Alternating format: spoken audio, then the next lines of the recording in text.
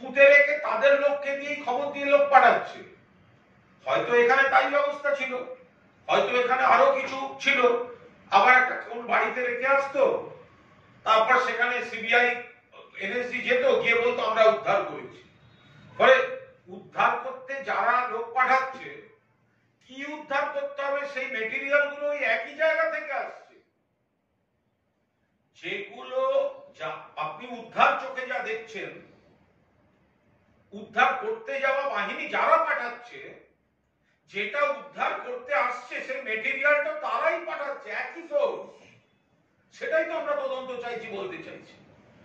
কুণালদা, আজকে ভারতীয় তৃণমূল কংগ্রেস সবকটি টেকনিক্যাল পয়েন্ট তুলে ধরে ইলেকশন কমিশনকে জানিয়েছে যে ভোট চলাকালীন ইচ্ছাকৃতভাবে ভোটকে প্রভাবিত করার জন্য অতি নাটকীয় চেহারায় গতকালের এই ধরনের সো-কল্ড অপারেশন করা হয়েছে। সেখানে রাজ্য সরকার, রাজ্য পুলিশ, রাজ্যের নেটওয়ার্ক, স্থানীয় বাসিন্দাদের কাউকে কিছু জানানো হয়নি। মন গড়া একটা জিনিস, সোর্সের সেট, বাড়ির মাটি খুঁড়ে পাওয়া গেছে, তার কোনো সাক্ষী নেই, তার কোনো প্রমাণ নেই। ওখানে কে রেখে এলো, আদৌ রাখা ছিল না, যারা রিকভারি করতে গেছে তারাই নিয়ে গেছিল, তার কোনো প্রমাণ নেই। নাকি দুদিন আগে সেটা কাউকে দিয়ে পাঠিয়ে দেওয়া হয়েছিল।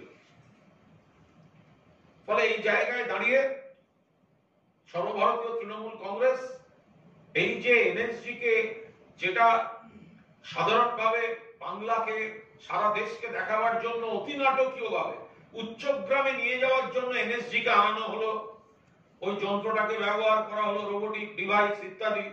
ওই রোবোটিক ডিভাইস কে কি আনলো, আর সেটা সত্যিকারের বিস্ফোরক কিনা কেউ দেখেছে? তা আবার বলছি, আমাকে ওই এলাকার দুজন আমাদের জানালেন মৌরলা মাছ নিয়ে এসছে ওটা। তো সুতরাং ওর মধ্যে অনেকের, কোনগুলো শুনলাম অনেকগুলো মডেলের অ্যান্টিক ভ্যালু আছে, ওগুলো নাকি এখন প্রোডাকশনও হয় না, দ্বিতীয় বিশ্বযুদ্ধের সময় ব্যবহার হয়েছে। এখন দ্বিতীয় বিশ্বযুদ্ধের সময় ব্যবহার হওয়া কোন মডেল শাহজাহানের জমানো সব ছিল, মালিক ছিল কিনা এটা আমাদেরও জানা নেই, হঠাৎ করে দেখলাম। তো সেটা বাইরে থেকে যদি ঢুকে থাকে, বাইরে যেখান দিয়েই ঢুকে থাকুক, বাইরে থেকে ঢুকে থাকলে তার দায়টা কিন্তু সেন্ট্রাল গভর্নমেন্টের। সেটা আকাশ পথে আসুক, জলপথে আসুক, স্থলপথে আসুক, সেন্ট্রাল গভর্নমেন্টের দায়িত্ব।